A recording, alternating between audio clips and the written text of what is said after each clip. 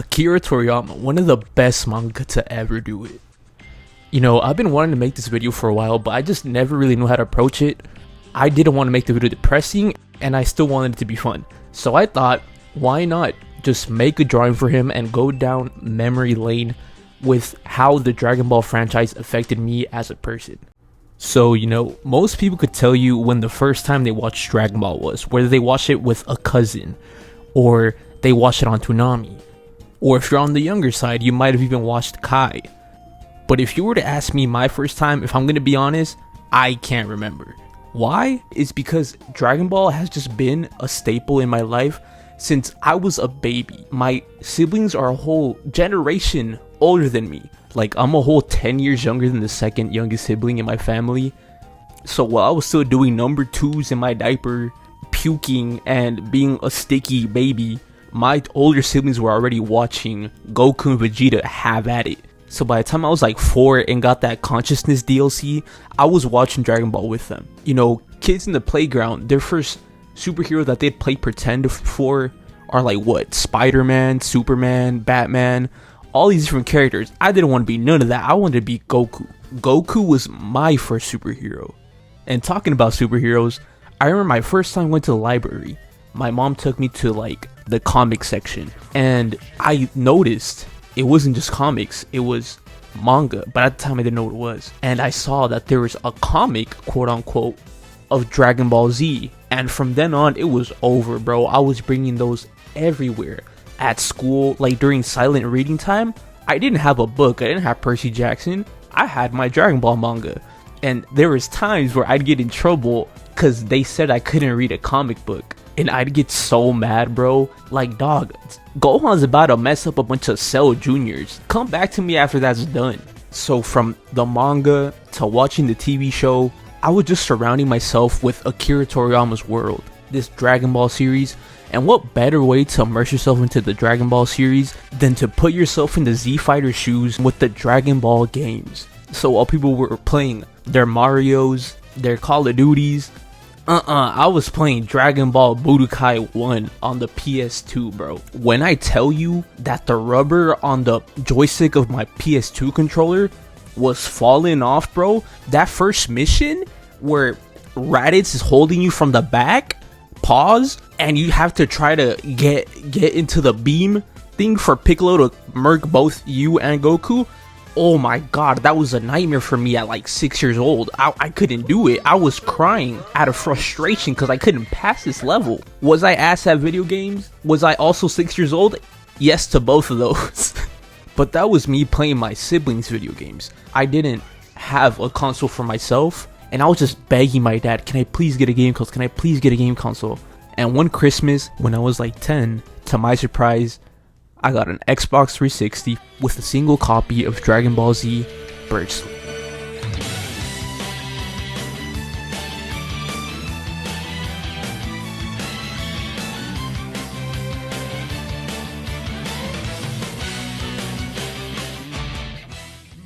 You can't tell me that intro music isn't heat, bro. Oh my goodness.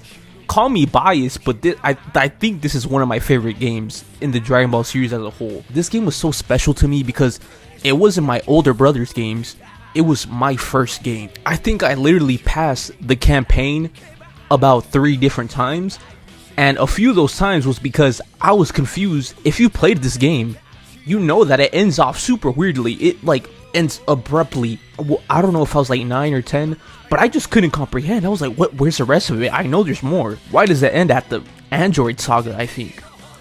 And then there was like a little, like a preview of what was coming next, which never happened, bro. Am I tripping? Can anyone tell me in the comments if there was a continuation to that? Because I'm pretty sure there wasn't. I remember there being like a small exit clip with the intro music just to figure out that that's where it ended. And talking about video sequences for the video games, every opening sequence for all of the games is heat, bro. Especially Budokai Tenkaichi 3. That one where like they do that weird head movement, like, is your neck okay? Why are you guys looking at each other like that? But just along with all those opening sequences, bro, all the music was so fire.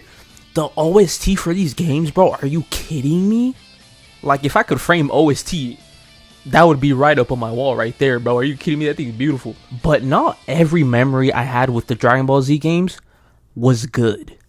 And this is where I'm going to tell you about this story. A core memory that I will never forget for the rest of my life. So this is when I was still a small little bobblehead NK, you know. I was still like, probably 7 years old. The PS2 era. My brother had, I believe it was this game. I'll put a picture of it. And I was playing it in the room, right?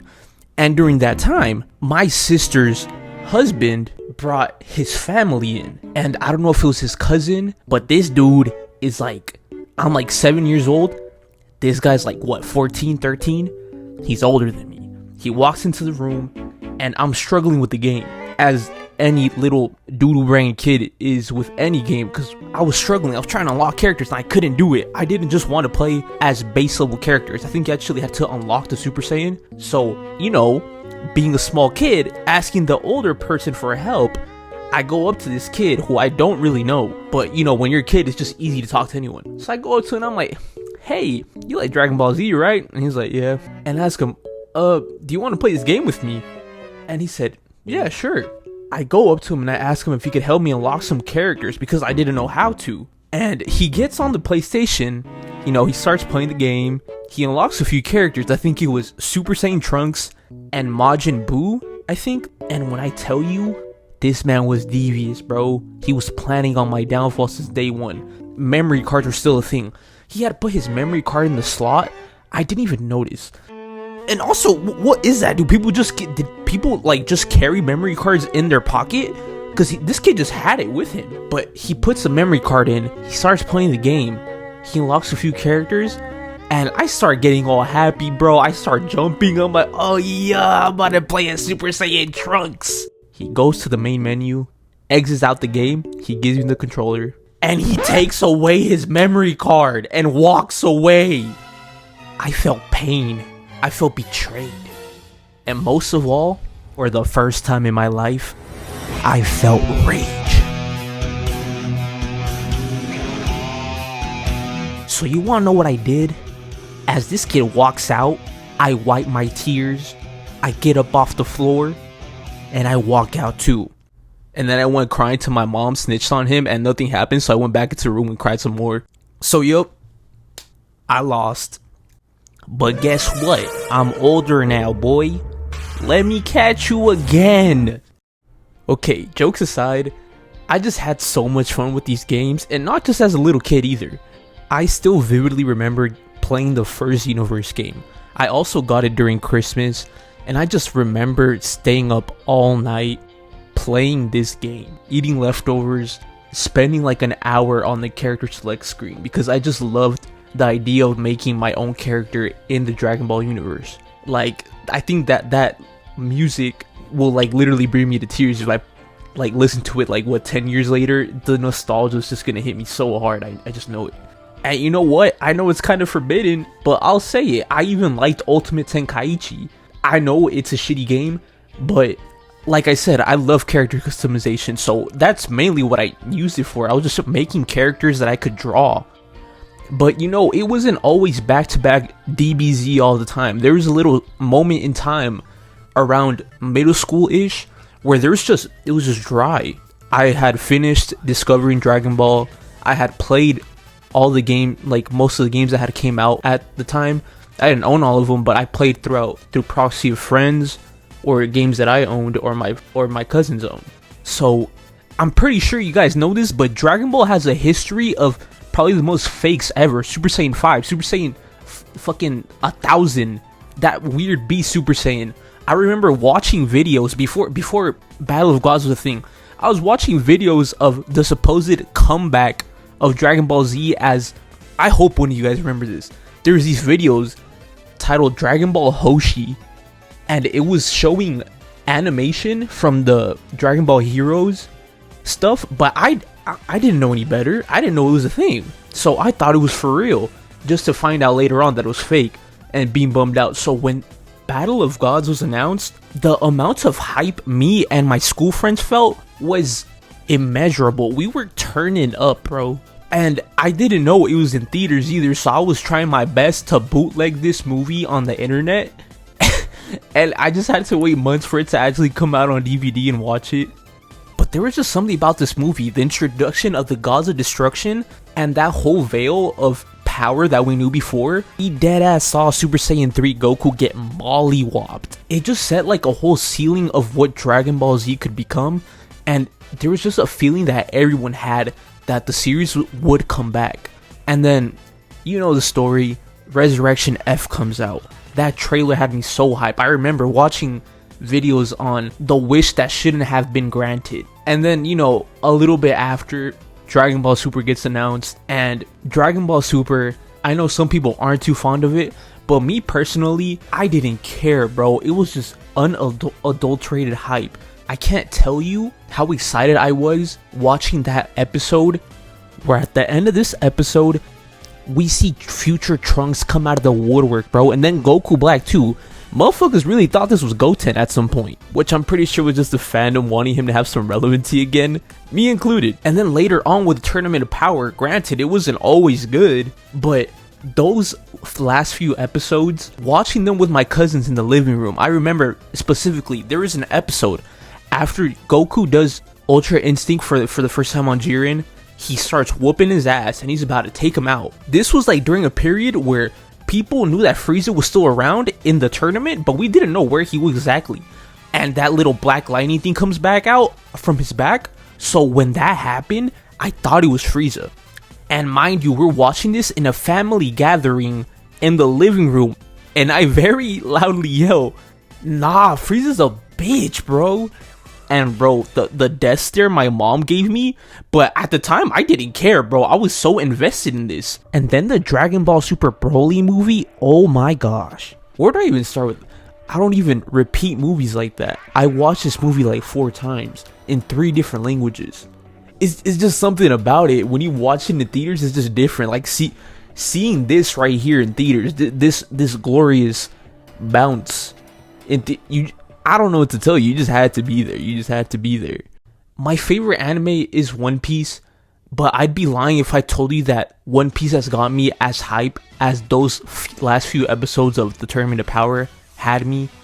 Oh my gosh. And it's just not me, man. You've seen the videos of literally like World Cup gatherings to watch the last few episodes of Dragon Ball Super on a big ass TV in Mexico.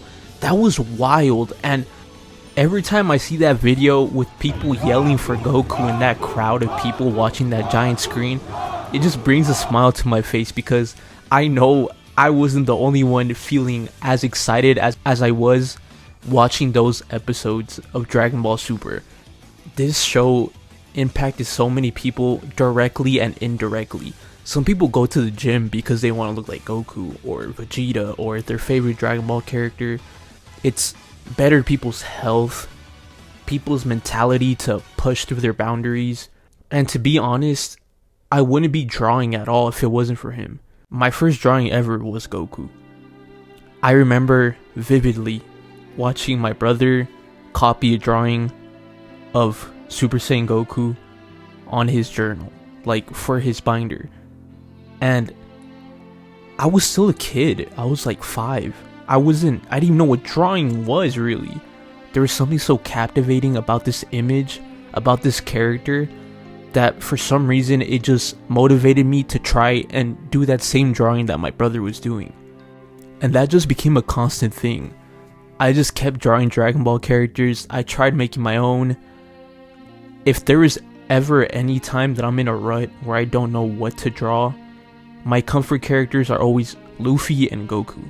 There was just something about this series that brought so many people together. I feel like Akira Toriyama was never able to fully fathom the amount of lives he changed, both directly and indirectly, all because he decided to write a story about a little boy searching for the Dragon Balls with his friends. This one story changed manga and anime forever, and not just that, just culture in general. So hopefully from up there, he's finally able to fully see his impact on everyone's lives. Thank you for everything. Thank you for Dragon Ball. Here's my drawing from me to you. rest in peace to the most influential mangaka of all time, Akira Toriyama.